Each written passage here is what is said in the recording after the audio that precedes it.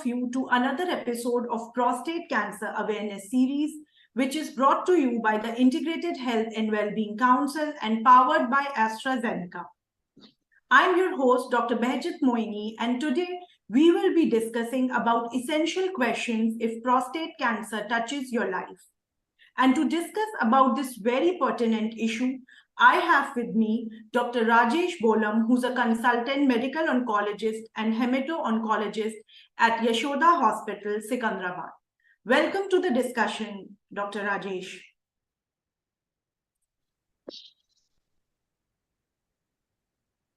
Hello? Yeah, you're audible. Yeah, please, yeah. And we have Dr. Shravan Kumar Chittala, who's an associate consultant, medical and hemato-oncologist at Yashoda Hospital, Secunderabad. Dr. Shravan, welcome to the discussion. And thanks to both of you for taking out time from your schedule and joining us today for this very pertinent discussion. Dr. Shravan, hope you can hear us. I can hear you. So my video, I'll be able to log in a few minutes time. Yeah. Sorry for this. Yeah. I'll just start with you, Dr. Rajesh. When we talk about prostate cancer, there are a lot of, misconceptions related with it, that it is something that has to, which is inevitable at a certain age. And of course, a host of other myths.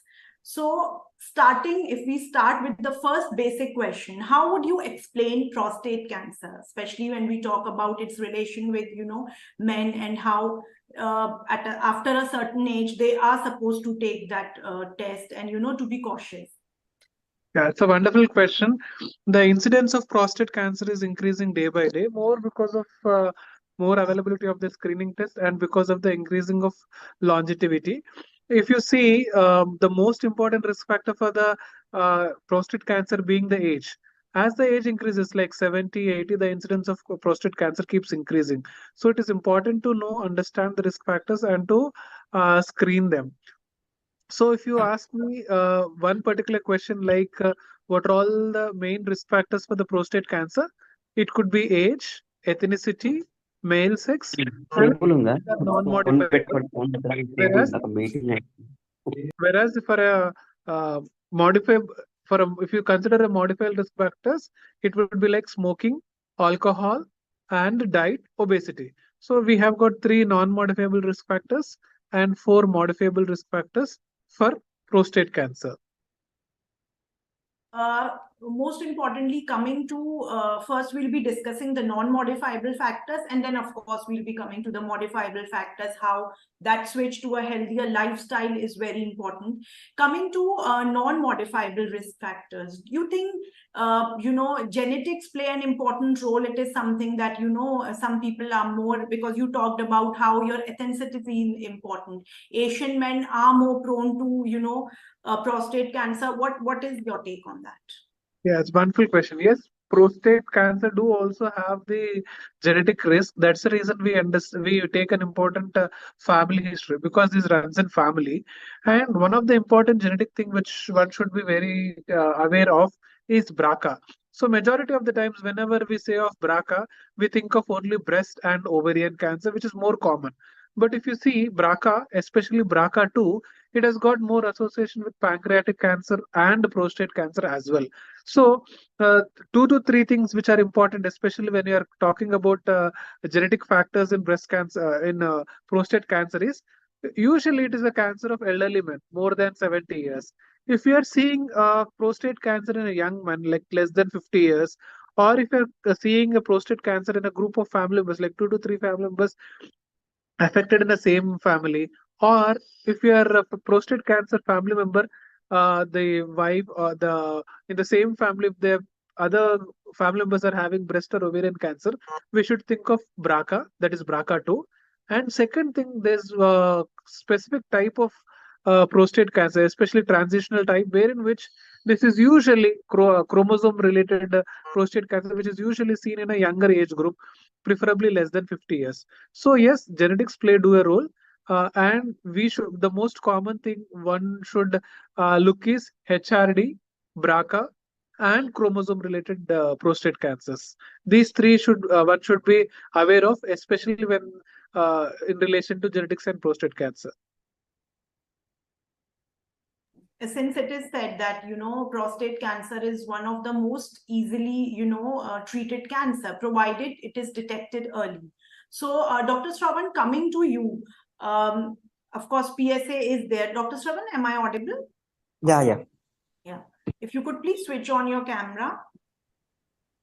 Oh, sorry, I could not because still, there is some issue with my video. Okay. Sure. So if we talk about early symptoms, because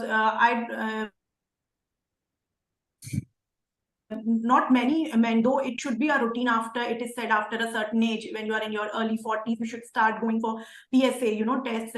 But what are some of the other, early signs and symptoms that can eventually, help you to diagnose the problem and go for specific tests? So Shravan, go ahead. You wanted to take the question? Go ahead. no, sir, carry on. Yeah. So basically, whenever we are thinking of a prostate cancer, the early symptoms, so majority of the times the prostate cancer symptoms are non-specific. What we call it as LU2S, that is lower urinary tract symptoms. This can be there even in non-cancerous. These symptoms can be there in non-cancerous condition as well, like prostatitis, that is inflammation of the prostate gland. BPH, that is benign prostatic hypertrophy, that is non-cancerous enlargement of the prostate gland. These do have common symptoms along with the prostate cancer. The symptoms being increased frequency of micturition, burning micturition, blood in urine, and hesitancy and frequency, poor stream of urine, and inability to evacuate the urine in one single go, and feeling of incomplete urination. And if these symptoms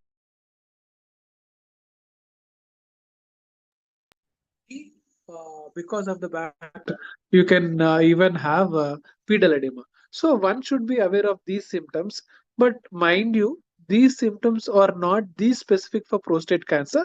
It can be seen in the inflammation of the prostate gland as well as the benign swelling of the prostate gland, that is BPH.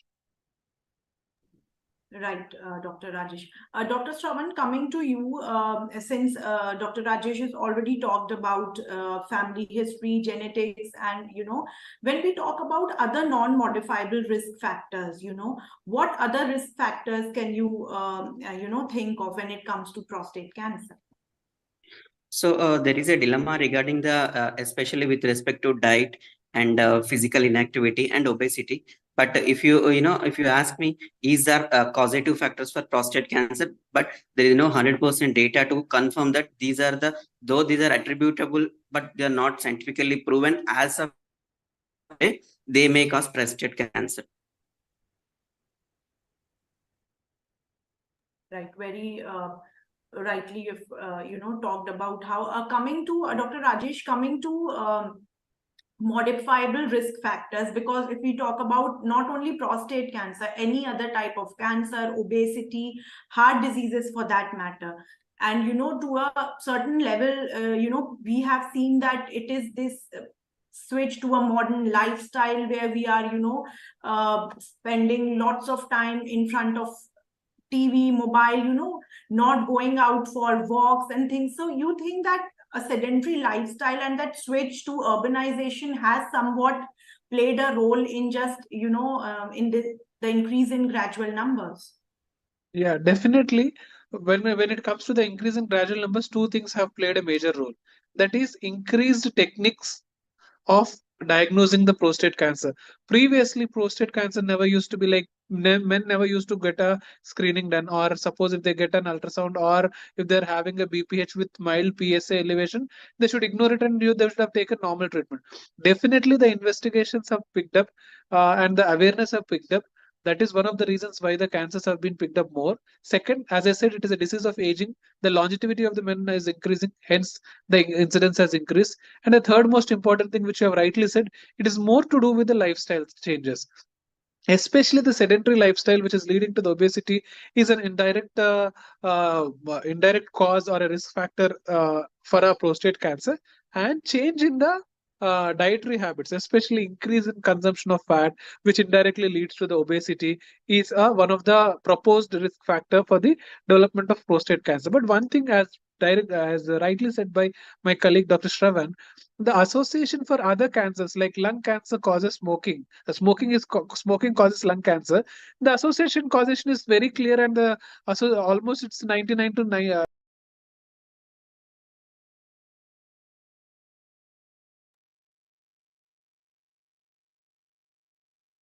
Dr. Rajesh, can you hear us?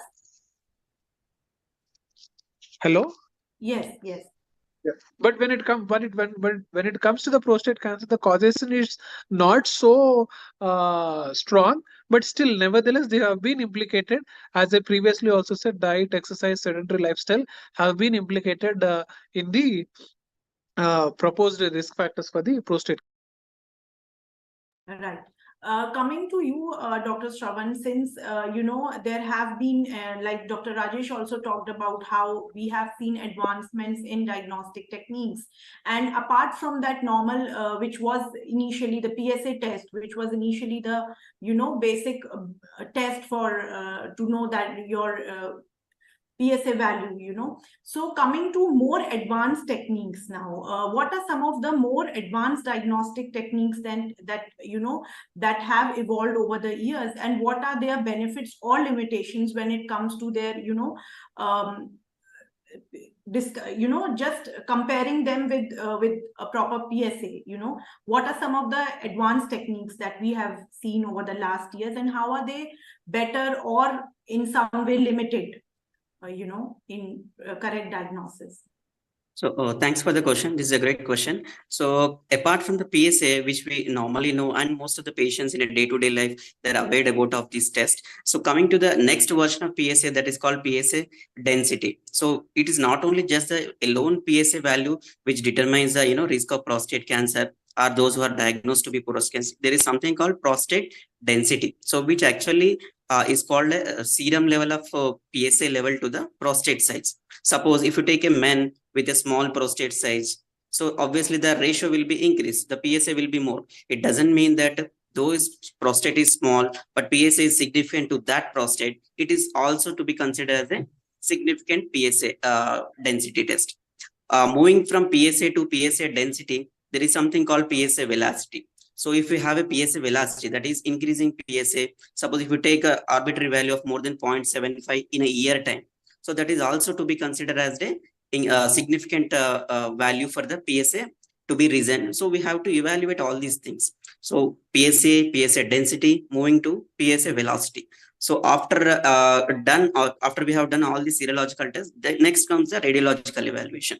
So there is something called investigation for localized disease, as well as there is something called radiological investigation for metastatic. We go for the localized disease to evaluate. With the advanced technology, we have a technique called multi-parametric MRI, MPMRI we have. So it basically evaluates, the finest structures of prostate, including the neurovascular involvement, urethral involvement, any other adjacent structural involvement like seminal vesicles. So all these finer details we can get by doing this multi-parametric MRI. This is for evaluation of local or loco-regional disease in the prostate. When you're moving forward to the disease called metastatic disease, when we have that disease extended beyond the prostate, and locoregional disease, when it has spread to bones and liver, other viscera. So we have an advanced technology in day-to-day practice we are using is PSMA PET-CT. So this is also more of a wherever the prostate cancer has spread beyond the local disease of prostate, this PSMA ability will give an idea that this disease has gone beyond the prostate. So PSA density, PSA velocity, when come to the radiological investigations for loco-regional and local disease, MPMRI, which is called multi-parametric MRI, and for advanced disease, we have a PET-CT, PSMA PET-CT.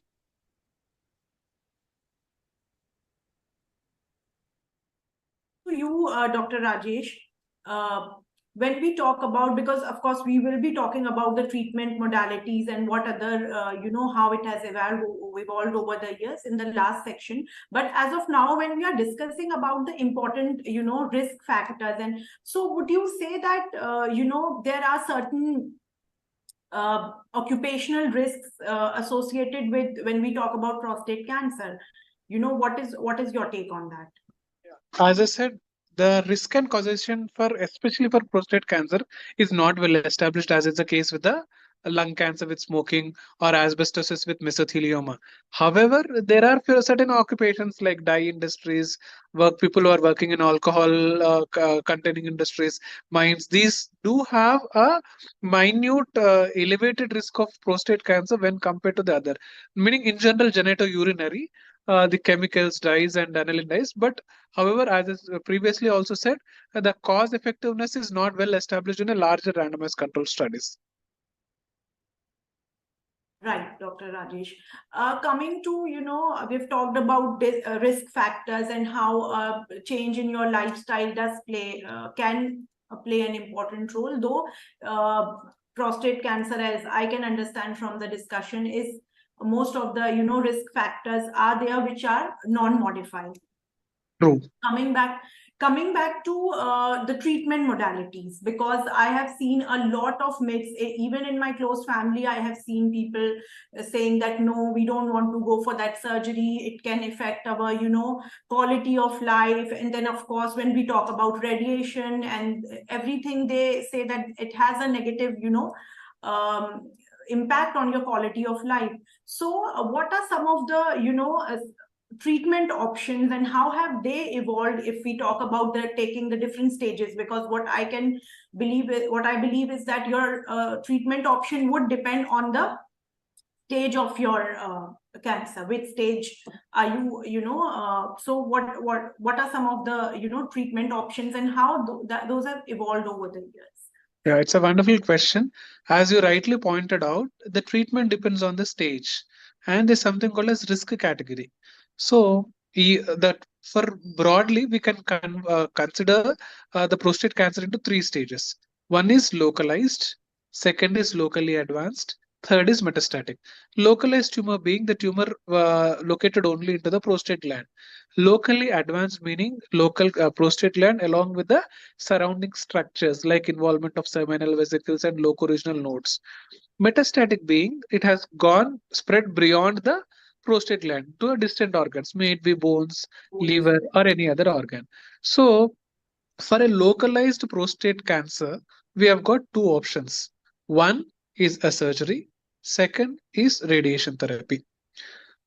Majority of the times, people are more worried about the side effects of the treatment. As you rightly said, surgery and radiation has got few of the side effects.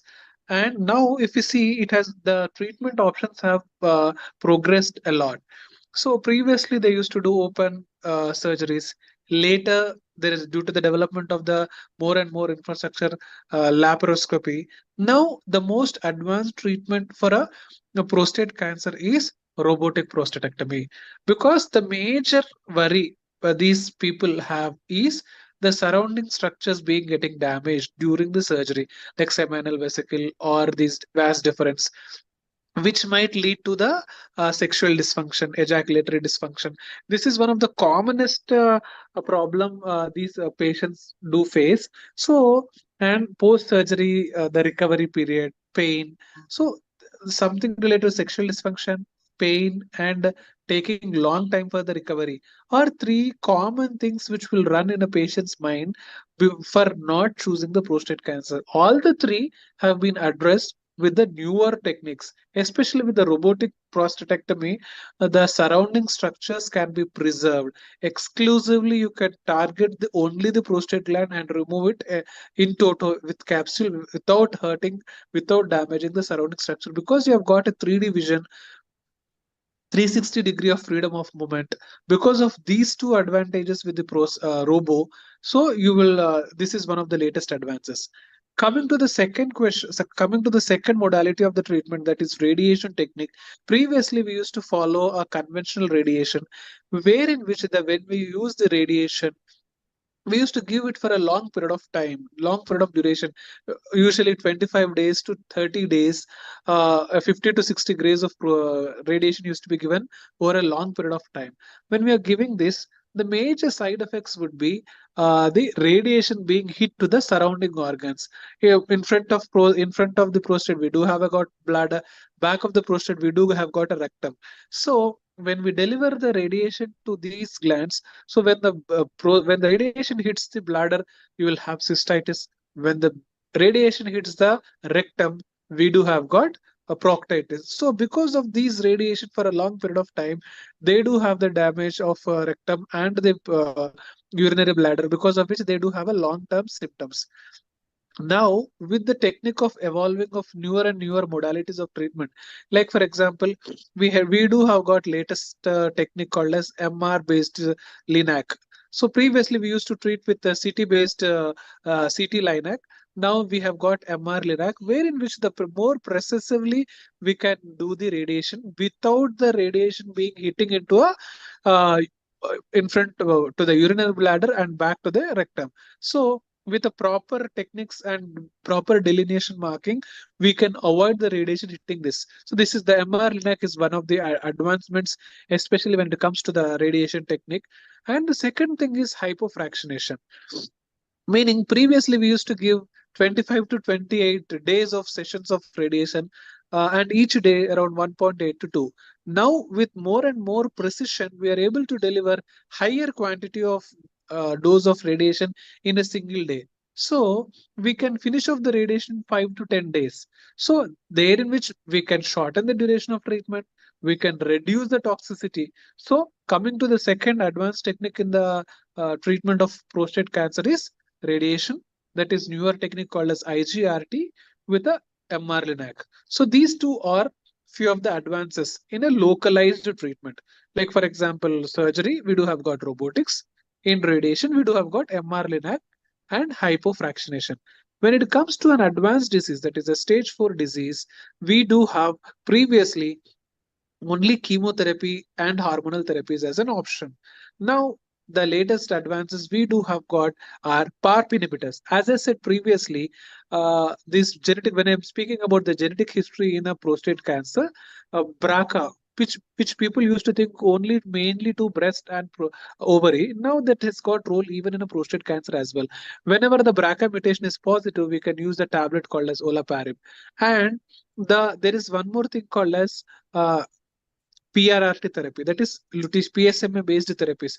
As Dr. Shravan, my colleague, was saying, PSMA PET scan as a diagnostic modality. Similarly, there's something called as theranostics, meaning by using this PSMA as a treatment modality, especially when the disease is localized and low volume burden, and it is localized only to the bones, we can use this modality of treatment as well. So, and we also have newer oral tablets for prostate cancer. Unlike the other cancers, majority of the times they require IV chemotherapy, whereas prostate cancer can be treated with even with a oral tablets like androgen deprivation, like androgen blockers like enzalutamide or abiraterone. So to summarize, in these three modalities, in surgery we do have got robotics. In radiation, we do have got MR LINAC and hypofractionation. In systemic therapy, we have got oral treatment apart from chemotherapy.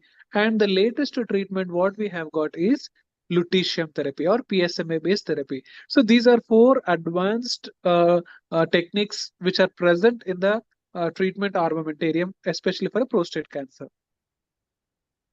Right.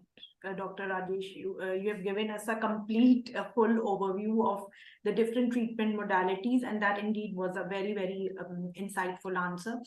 Coming to Dr. Shravan, when we talk about certain,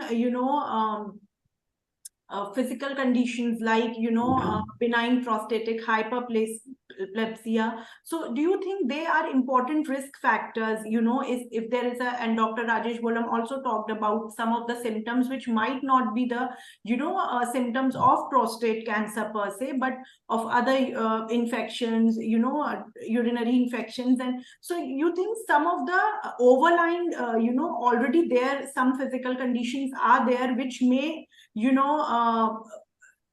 a way become important risk factors when it comes to prostate cancer? So as already we have mentioned in the initial part of our discussion, especially during a prostate cancer evaluation, the main risk factors being age. So as apart from age, African Americans, if we go by gender wise, it is an African American race, and certain high risk factor genetic factors called BRCA2 mutation, BRCA1 mutation, or Lynch syndrome. So these are the proven risk factors. But if you ask me, is there any data for BPH causing ultimately turning into prostate cancer or recurrent urinary tract infections going into evaluating into prostate cancer? There is no such hypothesis so far as not evaluated. But these are some of the risk factors, which make us recurrent UTIs if you have the benign prostatic hypertrophy, which is unaddressed, especially in the elderly aging male. Right, Dr. Shravan. Dr. Shravan talked about how, and Dr. Rajesh, you also in the beginning said that, age is an important risk factor. So coming to the Indian guidelines when it comes to, early diagnosis and, so what are after which age do you think should men go for this? Because there is a lot of misconception. Some say that, no, you need to go for those screenings in your early 40s, while others say no, it's not for Indian men, it's too young, after 55 you need to go for those screenings. What according to you is the should be the best? Yeah. So one thing, not only a prostate cancer, any cancer, they have got different guidelines, Indian data and Western data. How do these guidelines develop? These guidelines are based on what is the normal incidence of that cancer, how prevalent the cancer is, what is the burden of cancer, and by doing this screening test, are we going to prevent the cancer-related mortality? Is the benefit more or the cost involved or the logistics more? Based on these things, the screening test is developed for any cancer. When it comes to the India, the common median age is, if you see, it's around 60 to 65. Whereas in Western, it is usually little less. You are on mute, sir. Yeah. They are saying age for prostate cancer, especially the Indian guidelines, we can consider it as 60. But if you have got the family history, or if you have got a genetic history, if you got gene mutated, then we advise early screening a decade before. But in general, for a normal people, we advise PSA screening after the age of 60. Right, Dr. Shravan. So 60 according to you is the, but yeah, of Anything course, 55. But if the family history is there and if you have got genetic mutation tested positive a decade earlier. right. So you've talked about, though we didn't discuss about the counseling aspect of that, though you briefly touched upon it, that, you need to, especially when in the Indian scenario, when we talk about cancer is a very, it's a taboo, people don't openly want to discuss about it or to, and that is why we have initiated these awareness sessions, so that that stigma that is attached with so especially when we talk about prostate cancer, since if it is a very curable, if it is detected at an early age. But as your during your practice, have you seen that how counseling, what role does counseling play when it comes to somebody who has been diagnosed with prostate cancer, and you are charting the way ahead, like you said, that the treatment modality will depend on the stage that you are in. So what role you think counseling, families, support, and of course caregivers ke saath you need to create an awareness on that level to help them proactively manage the condition? So how important is counseling according? Yeah, it's a wonderful question. Counseling is very, very important in three different ways. One, first, we should be able to counsel them. It is not a lethal malignancy. Majority of the times, people feel cancer is a death sentence. Once they are affected with the cancer, they lose the hopes. Not only them, the entire family. One thing we should make them understand is prostate cancer is not as lethal as other cancers. Even in stage 4, the life expectancy can be in years. Majority of the times, these cancer patients do not die of cancer. They die of different causes because of the age related. Like if you ask me, the most common cause of death in a uh, a prostate cancer patient could be a cardiac event or something else. So we need to give them a confidence that if you are diagnosed with a prostate cancer, it is not a death sentence. The one important thing is that. Second thing, when the symptom burden is more, like for example, if the disease has got spread to the bones and all, when they have got severe symptoms, at that point of time, the patients take the treatment. But once the treatment initial phase, like chemotherapy or orchidectomy or initial part of debulking of the tumor is done, majority of the time symptoms disappear and they lose the importance of regular follow-up. So it is important, like a cancer, prostate cancer especially, is like a chronic disease. It is not like just give 4 cycles of chemo and your job is done. Having a regular follow-up with your primary doctor is most important, because there is a high chance of disease having a remission and as well as relapse. So importance of surveillance. Suppose if the patient has been diagnosed on a early stage non-metastatic prostate cancer, sometimes we need not treat them. We can just keep them on observation, which is called as surveillance. So one should counsel them the importance of regular screening tests at a regular interval, regular follow-up tests. Suppose if the patient is already on treatment, the importance of post-treatment follow-up. Like for example, if the patient is on uh, androgen deprivation therapy, what the most important key treatment in a prostate cancer is ADT.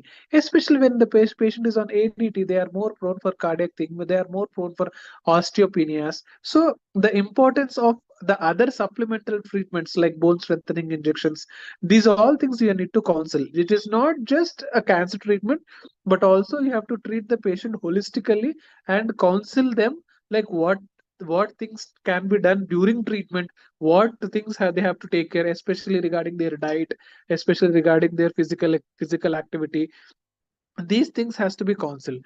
It is not only during the treatment, the post treatment counseling also plays a role. So this is with respect to the patient. When it comes to the caregiver, especially family members, majority of the times, as you rightly said, they do have a myth that when we are taking care of cancer patient, does it spread from one person to other? So this one thing, you majority of the patients do ask us. So cancer is a non-contagious disease. It does not spread from one person to other. And the most important thing the cancer patient requires is the moral support from the family.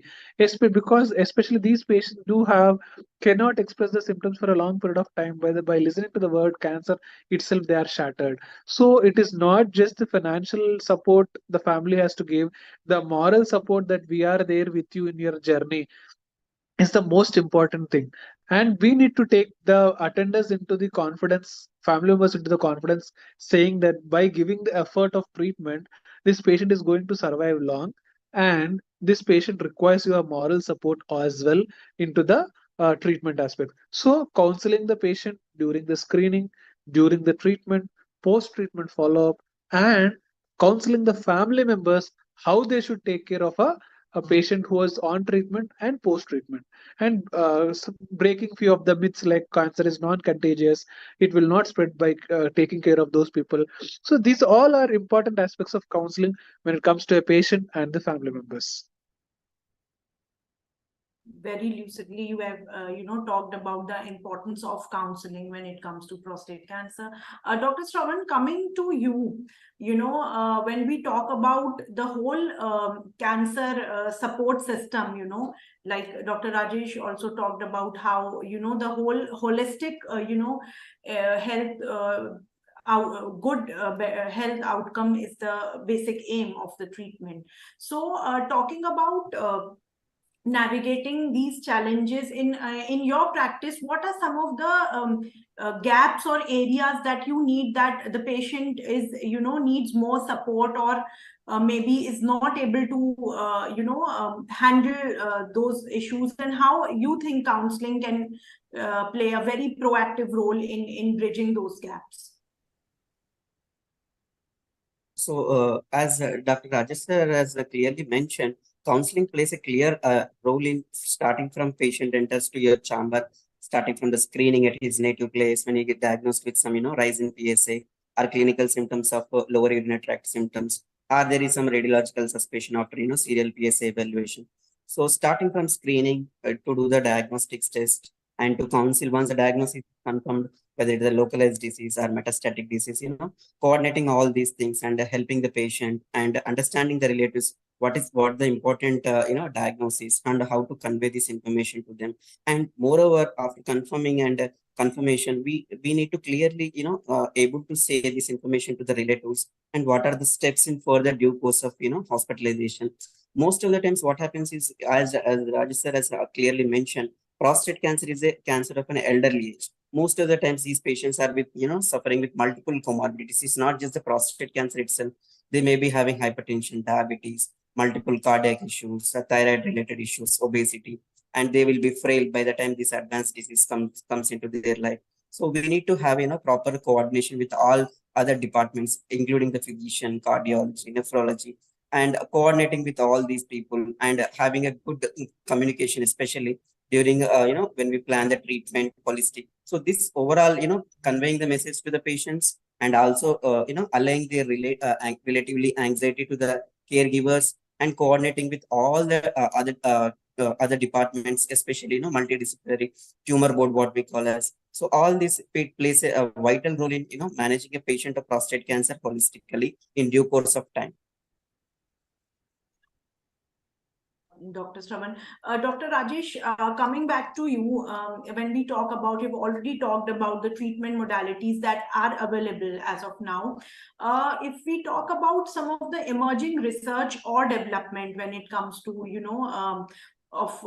the next 10, 15 years, how can you see the whole landscape of that prostate cancer treatment changing? And you think how this post-COVID, the kind of digitalization we have seen, the innovative new telemedicine is there and things like that. They can you see a kind of involvement of these technologies when we talk about future research developments and how the things are evolving or might evolve in the future? Yes, yes, wonderful question. Like as I previously also said, the treatment we are moving from conventional chemotherapy. We are moving away from the toxic conventional chemotherapy with more and more newer therapies, especially targeted therapy and like prostate vaccination, Prostavac, what we call it as, and as I said, PARP inhibitors, especially if you are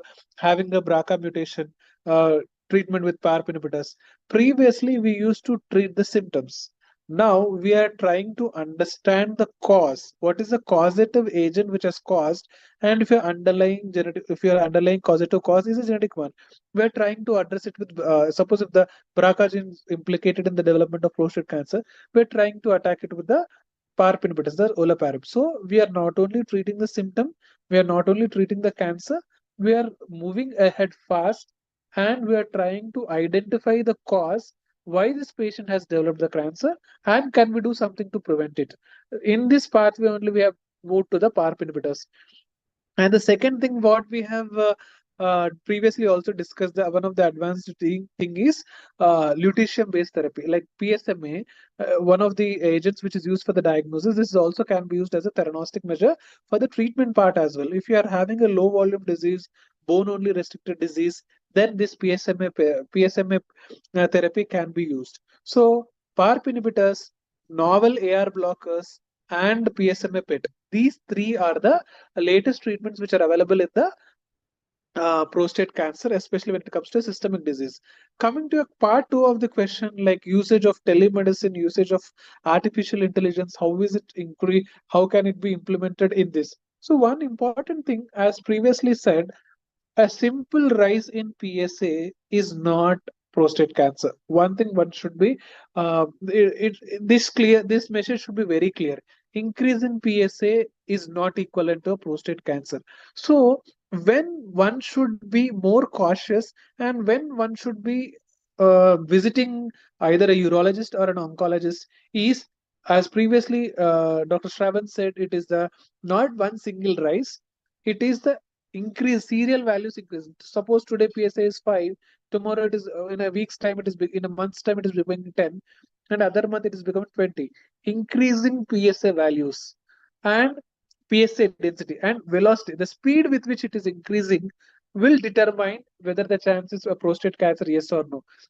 By putting these values in an algorithmic value, like suppose last year your PSA value is 4.2, and 3 years later it has become 4.3, and 1/4 year later it has become 5.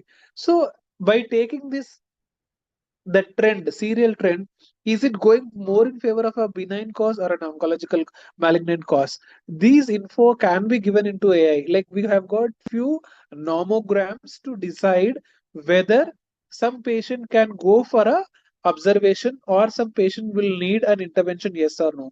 For example, if there are few particular findings and on an MR which are more suggestive of a benign thing, then these findings you can incorporate into a system and then see. So you can design with using an artificial intelligence by entering the symptom, entering the PSA value, and having a radiological finding. By combining all these things, if the pre-test probability of that person having an cancer is high, then it can be subjected to the step 2, because as I said, it is impossible to screen everyone in a country like India, logistically not feasible. And second most important thing is there are so many false positive. If you keep doing biopsies for all increase in PSAs, 8 out of 10 biopsies would be non-malignant. So how do we increase the rate of positivity? By using an AI, by combining these values like PSA velocity, PSA density, and view of the radiological findings, and deciding an algorithm way in which if that algorithm shows the pre-test probability of the cancer is high, then you are subjecting the patient to a second step. Then the chance of you picking a positive cancer would be high. So yes, they do have the AI is coming up, but it has not substituted the doctor role as of now. But we can incorporate using AI to en masse screen the large population, where in which we can selectively choose out of this en masse large population who are having a high risk. Like for example, a family history is present, a BRCA gene is present, or PSA velocity is more. You can choose these patients and then a doctor can screen them, and if do a biopsy, and if the biopsy comes positive, then can treat.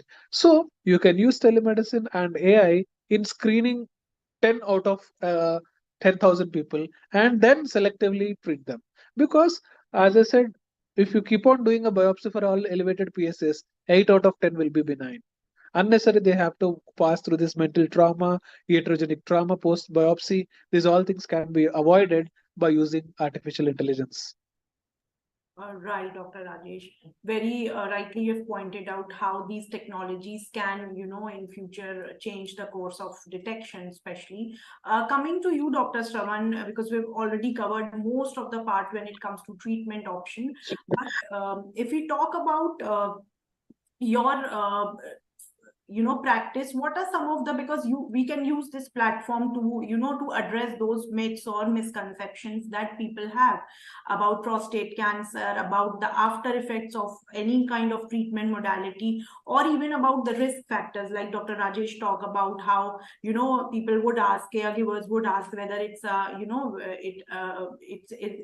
is it really a non-communicable disease. So what are some of the myths that you would want to highlight that you have seen in your practice, and people can help in creating that kind of awareness and help in busting those myths? Sure. So this is very important question, to summarize, starting from the, risk factors. First, I'll start with the risk factors. So we have clearly established role of a prostate cancer as a cancer of an elderly male. So age is definitely a risk factor. And second thing is the genetic factors. As we mentioned, BRCA mutation. In that, especially with respect to BRCA2, there is an increased tendency to get this cancer, especially if there is a positive family history ongoing. And there is some entity called Lynch syndrome. So if you have a Lynch syndrome association, there is a probability that with a serial rise in PSA or lower urinary tract symptoms, we need to screen early these patients, preferably a decade earlier, as mentioned, like 40 years.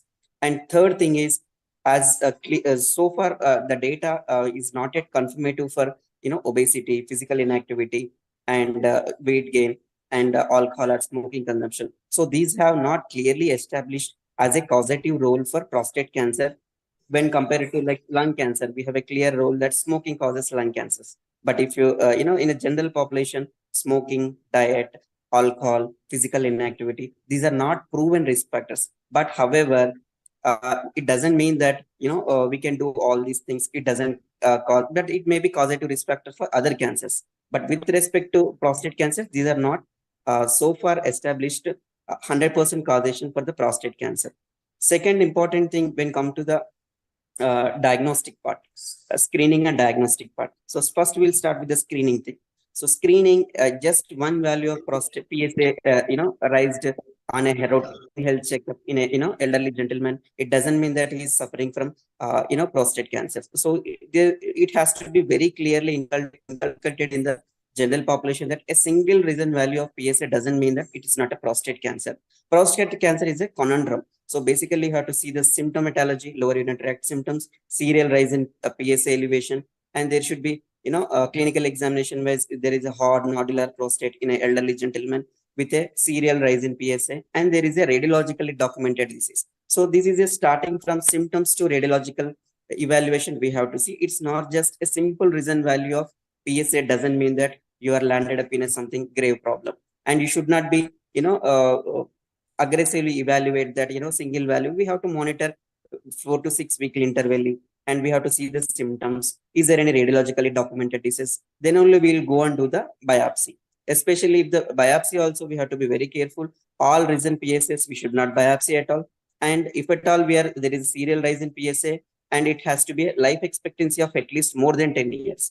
So if you have done a biopsy, but patient is having a lot of comorbidities, cardiac disease, diabetes, thyroid, heart disease, kidney issues, and you have done the biopsy and you have proven that it is a prostate malignancy, but the life expectancy is less than 10 years. So by doing so, all these things will elevate the anxiety of the patient as well as the caregivers. So you have to be very clearly, this information has to pass to the patient and the primary physicians at local place. So a single reason value should not be biopsied. There has to be a serial monitoring along with clinical correlation as well as the radiological documentation. And then if the life expectancy is more than 10 years, then we have to go for the biopsy and prove it, so that there is something called pre-test probability. As clearly mentioned, Dr. Rajesh sir, there should be something called pre-test probability. You are having a prostate cancer to be diagnosed based on all these things, you have to go on biopsy. And third thing is when it comes to the treatment part. So it is as correctly mentioned in the previous discussion, prostate cancer is not a lethal malignancy. So it is a disease of chronic element.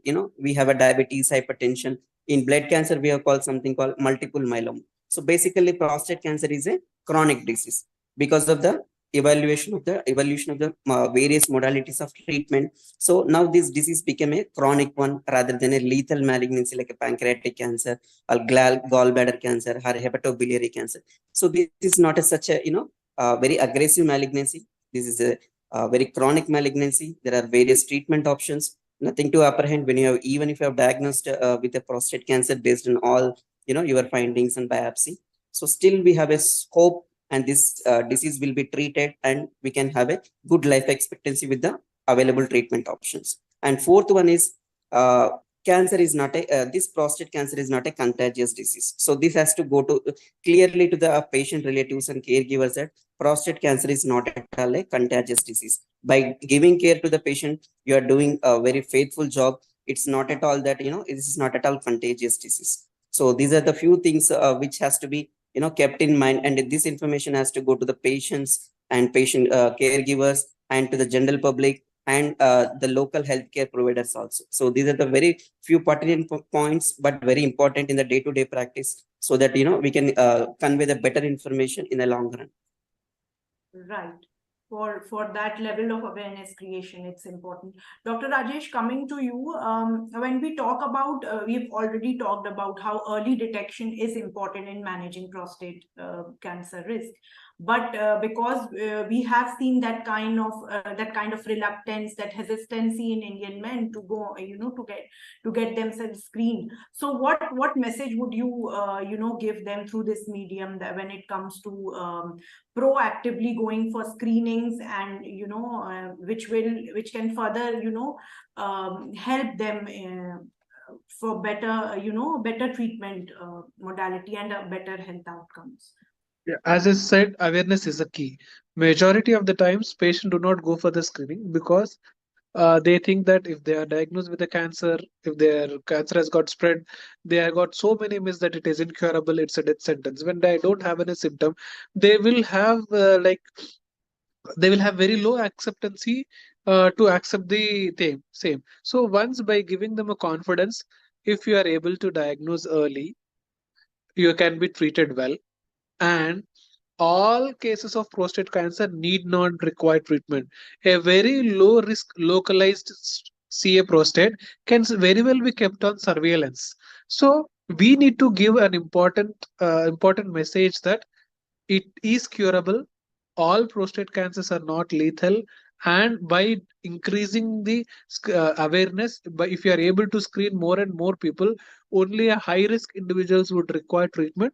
And with the treatment also, with the available latest treatment, the side effects are not there. So if these information can be passed down to a general public, I think more and more people will be proactively engaged into a screening program. Very rightly you've pointed out. Dr. Shravan, Kumar, coming back to you, what would be your major, takeaway for today? Anything that you think we have missed in the whole course of conversation, you would want to, emphasize on that, highlight that? What advice would you give to the viewers? This is a very well organized, discussion for the prostate cancer, especially for the, population of increasing age like Indian.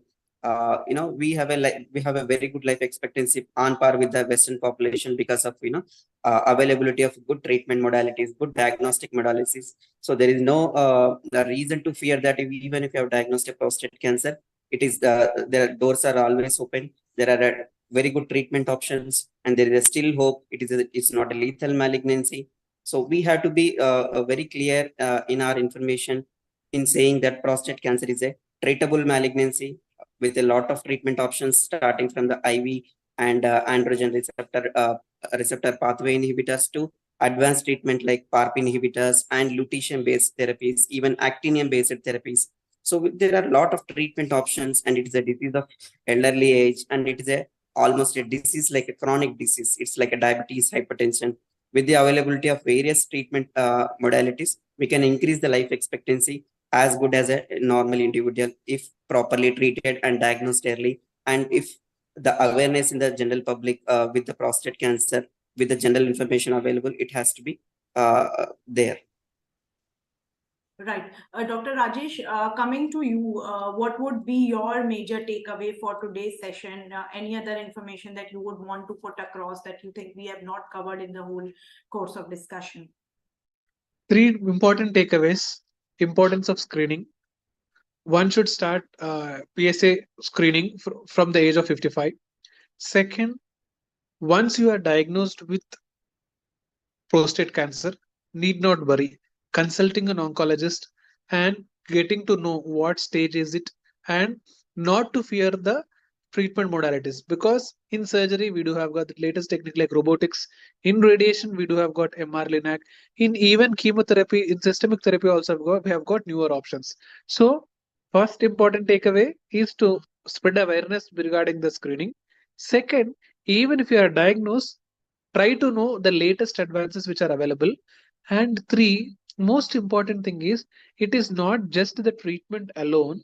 Post treatment follow up is very much important, because majority of the times these prostate cancer patients have been treated with multiple people, like urologist, surgical oncologist, radiation oncologist, medical oncologist. So you need to understand the proper follow-up, because once the treatment is done, majority of the times patients do not return for a regular surveillance, thinking that their treatment is over. But these patients might require a long-term androgen deprivation therapy or few of the medications. And it is not only the treatment, but also they should monitor the treatment-related side effects. So 3 important key takeaways: importance of screening, importance of knowing the latest modalities of treatment, and importance of post-treatment follow-up. These are the 3 important takeaways I would like to share with the general public.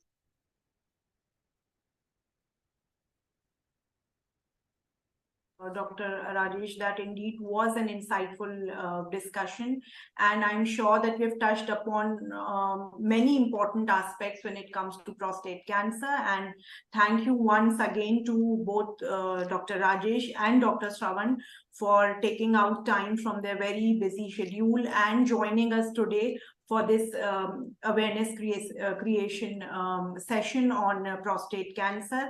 I'm sure that the audience will take away a lot of relevant information, and this session will go a long way in clearing misconception and myths associated with prostate cancer, and it will inspire more and more men to go for diagnostics checks and preventive lifestyle. Thanks for being with us, Dr. Rajesh. Thank you once again. Dr. Shravan, thanks for being with us. That's all for today, everyone. We will again see you with another important critical topic on prostate cancer and continue our awareness creation. This session was brought to you by IHW Council and powered by AstraZeneca. Thanks to them also. And we'll see you again very soon. Meanwhile, keep following our social media for latest updates on health and wellness. Thank you, Dr. Rajesh. Thank you, Dr. Shravan. Thanks for being with us.